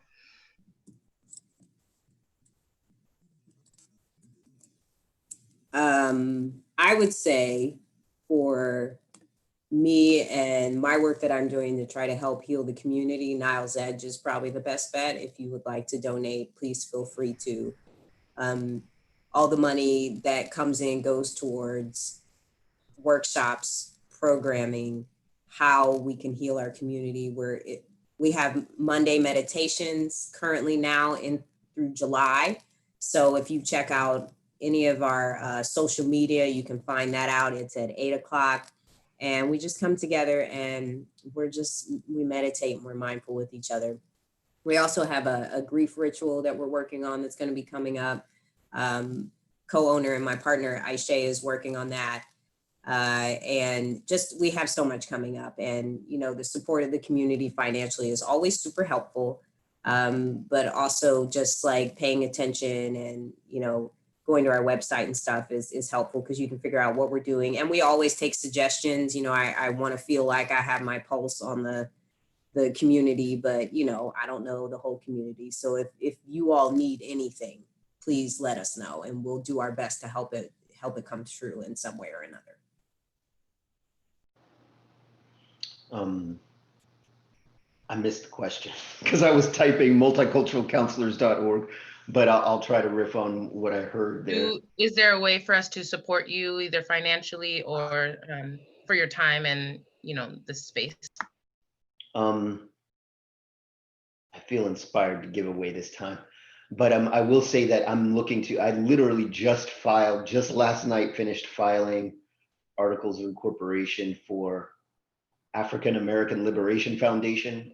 It is going to support the liberation of African America through counseling, and I gotta be me again, and Buddhist education, to what degree that can help us all emancipate ourselves from mental slavery. So look for that. I'll definitely be posting it to my website, johnsumeguy.com, in the very near future. That's awesome, John. Congratulations.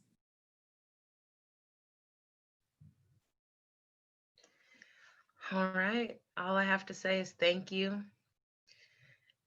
Be safe, travel in pairs, protect yourself, all the goodness, self-care, drink some water, pay attention to your body, all of the things. Keep going. There's some beautiful workshops and happenings for the We Out Here community next. I'm trying to find it. Michael, jump in. What's happening next? Thank you.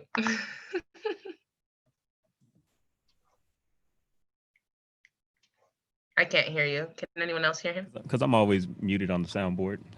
Sorry about that. Dr. Sanford, John, thank you so much. Aviana, so beautiful to watch you do your thing. Thank you so much. Appreciate y'all all being here. Great stuff. I do have notes. I've been writing stuff down. Next up is going to be a screening of a micro documentary produced by Thriving Communities of Nurturing Roots and Naima Clark. And that should be fun. Naima Clark's going to be here to be able to answer questions and comments after the screening. And then it's at 6 o'clock. At 4 o'clock, we're going to do a stream of 6 plays written by in collaboration with the Mahogany Project and the African American Writers Alliance. And then at 6, they will open up for questions with the directors and everything. So that's what's coming up today. The resources that we've shared here today will be available on the website as well. And I don't want to take up all the time. I think you've just done such a beautiful job. I want to leave people with you as a last image. Thank you, Michael. Appreciate you putting all this together. Yeah, thank you, Michael. Thank you. Thank you. I will say I have been using these tea bags, and they have little quotes, and this one says, "The purpose of life is to know yourself and love yourself and trust yourself and be yourself." That's how we go out. Thank you, Abby. Ashe, have a good one. Be safe. Yeah. Later.